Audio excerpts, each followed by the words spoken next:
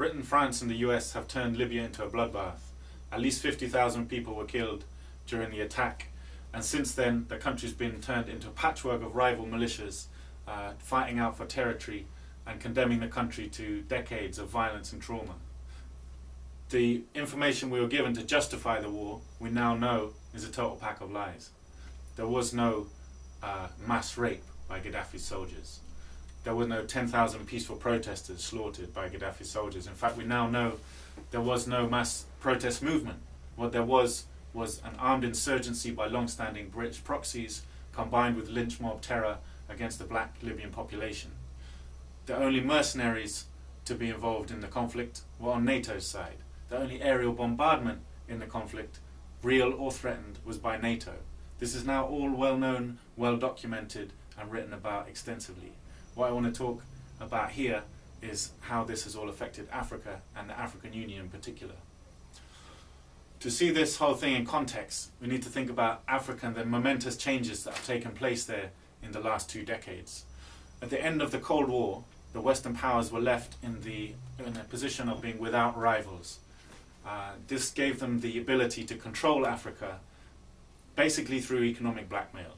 The Western powers left with a monopoly of finance. That means any African country had to go to the West for finance, for trade, for anything like that, for loans. This meant that the Western powers, led by the US, could basically control Africa through economic means alone, more or less. The rise of China changed this situation permanently. Now, African countries do have an alternative to seeking finance and trade with the West. They can get it from China. And China, especially since 2000, has been stepping up its involvement on the African continent massively, offering much more favorable terms of trade to African countries, coming with infrastructure, investment and so on. So the Western powers are now trying to claw back what they have lost economically in Africa, using the one field in which they do have a competitive edge over China still, which is the military.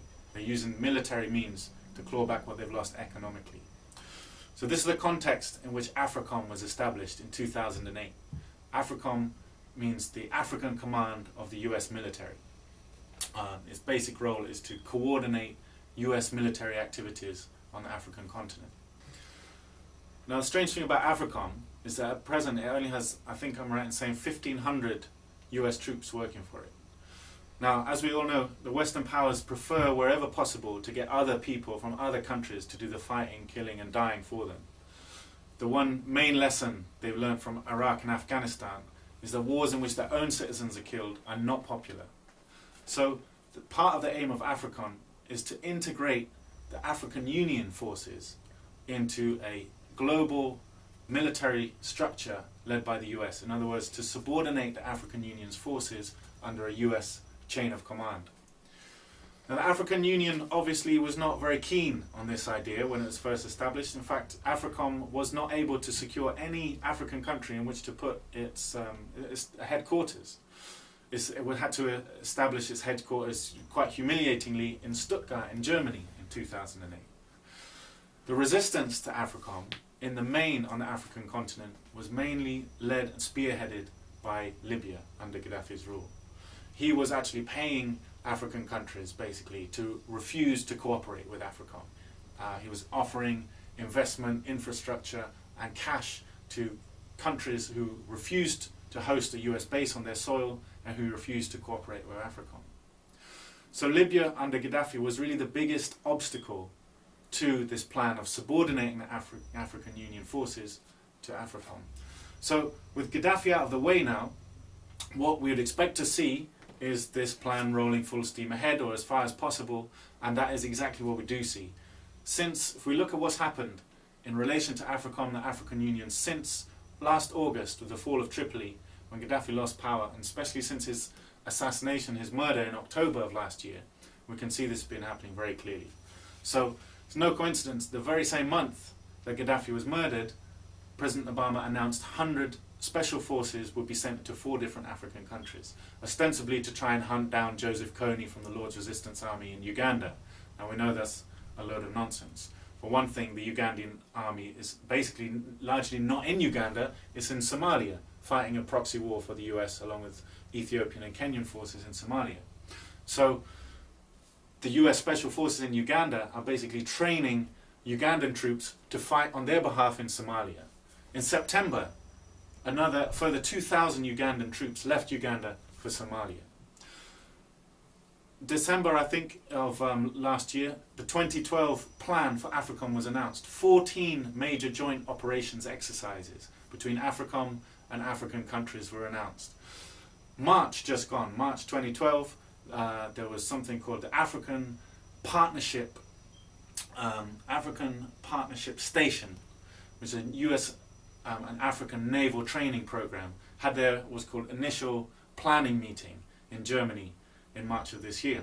Now their official press release said, and this is a quote from the Deputy Programs Director of Africom, said they want to move from a training-based program to, quote, real-world operations. So clearly they're rolling full steam ahead with the integration of African Union forces in fighting US proxy wars on the continent, the coming colonial wars against Africa. The idea is they'll be fought by Africans themselves. Even, we've seen very soon after the fall of Libya, in Mali there was a coup. The coup leader was one of the people trained under one of these Africom training programs. It's all starting to look very much like the infamous School of Americas, where Latin American soldiers were sent and trained in America to learn torture techniques, and then went back, overthrew democratically elected governments, ran torture programs with the CIA like Operation Condor.